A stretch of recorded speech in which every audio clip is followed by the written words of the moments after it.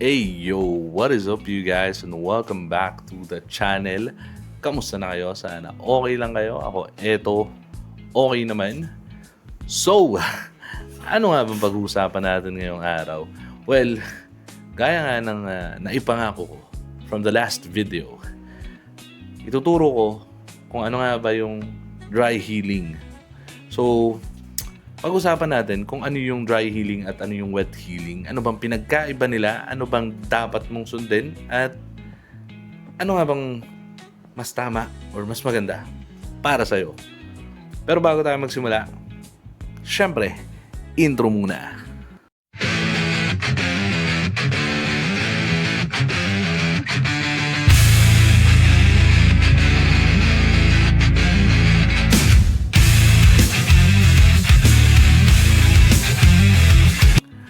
And we are back.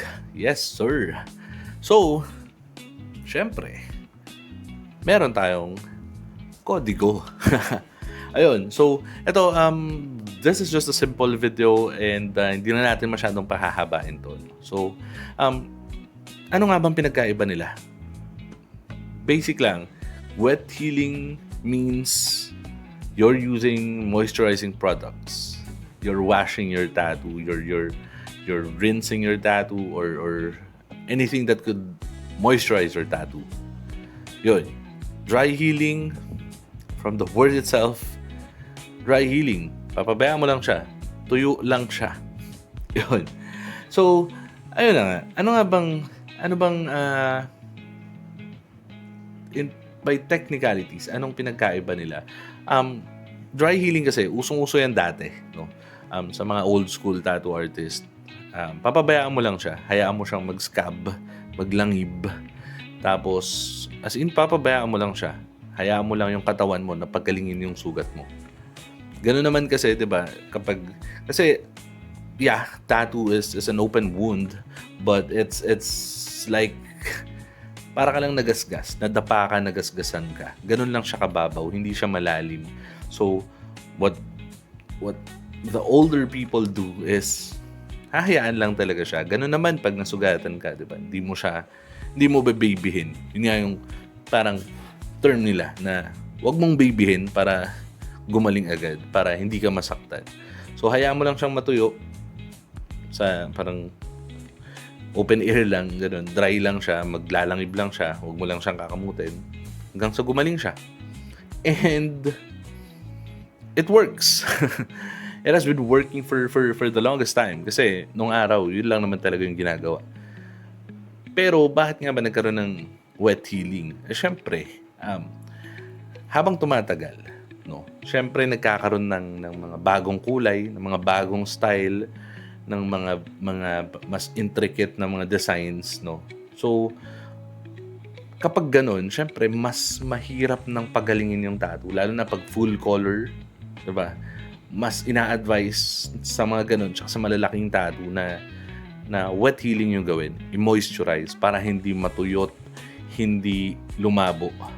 Yun. So, kaya pumasok yung wet healing kasi syempre natututo din yung mga tao kasi syempre yung tattoo naman is not like a medical thing na talaga simula pa lang maayos na siya, na may tamang aftercare na.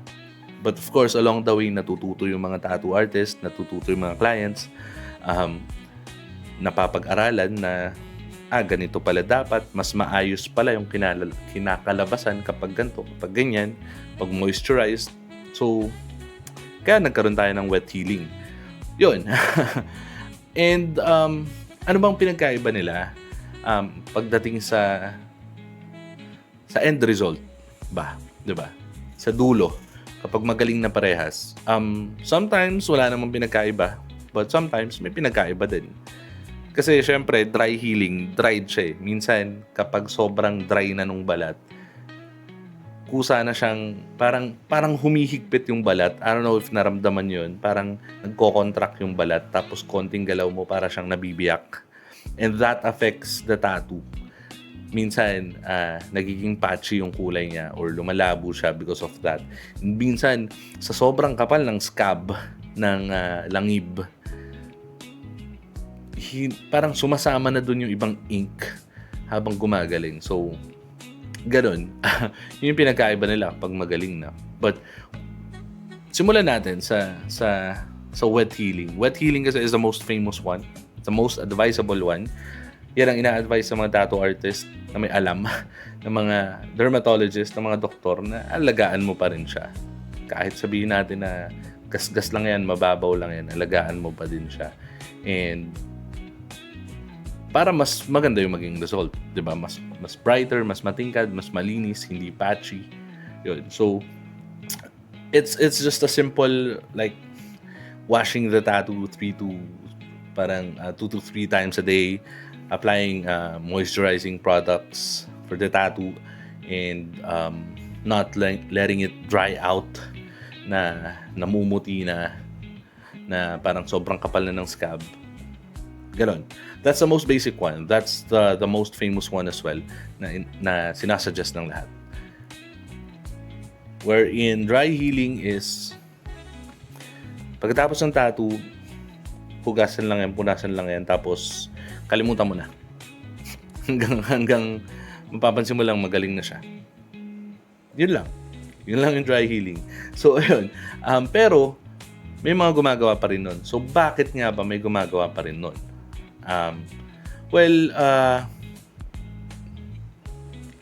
There are some people who has skin condition and wala silang choice kundi mag-dry healing kasi parang hindi sila pwedeng mag-apply ng mga moisturizing products or whatnot.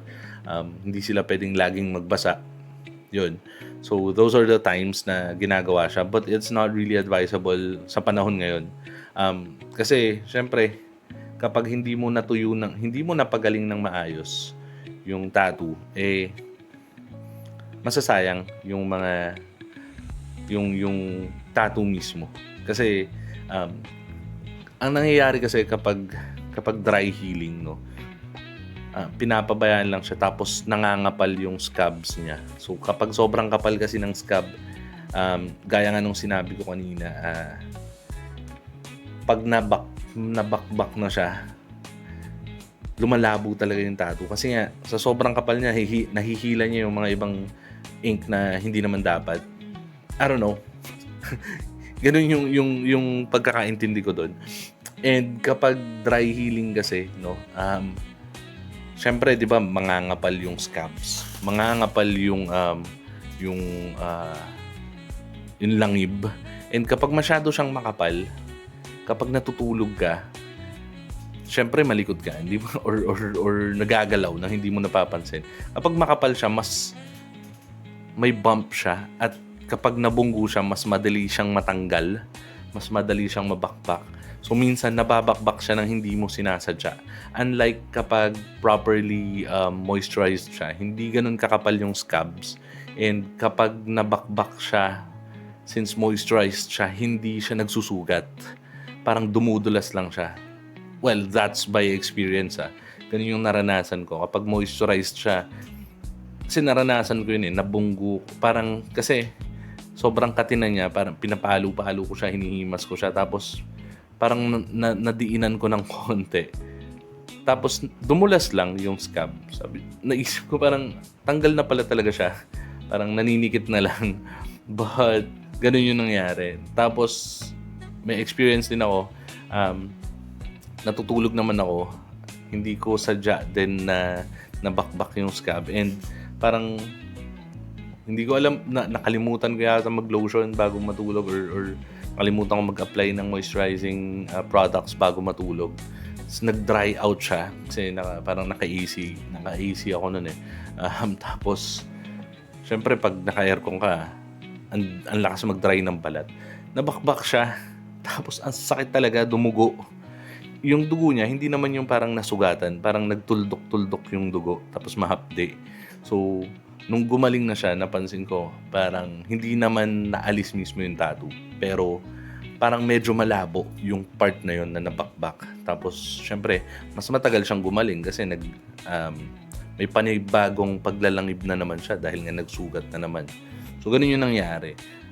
So, ako, I don't really like dry healing, no? And I don't really suggest it. Kapag may customer ako, lagi kong sinasabi na advice na don't do dry healing, not because sabi yun ng matatanda. Lalo na dito sa atin sa Pilipinas, 'di ba? Madalas 'yan eh. Yung sinasabi ng matatanda, malayo 'yan sa bituka. Huwag mong babyhin. Huwag mong masyadong intindihin. Pag gumaling 'yan, gagaling 'yan. Kapag binaby mo 'yan, lalong hindi gagaling 'yan. Yun naman kasi talaga yung naririnig ko sinasabi ng matatanda. So, para sa akin kasi, syempre, there's a reason bakit may moisturizer. I know, nung araw, wala namang ganun. Diba? But, meron na ngayon eh. Ba't hindi mo pa gagamitin? Diba? For example na lang, nung araw, sige, sabihin natin, walang kuryente. Ngayon, may kuryente na. Dahil ba, nung araw, okay lang na walang kuryente eh. Hindi ka na rin gagamit ng kuryente ngayon. Siyempre, gagamit ka rin. Gagamit ka pa din, diba? What makes your life easier?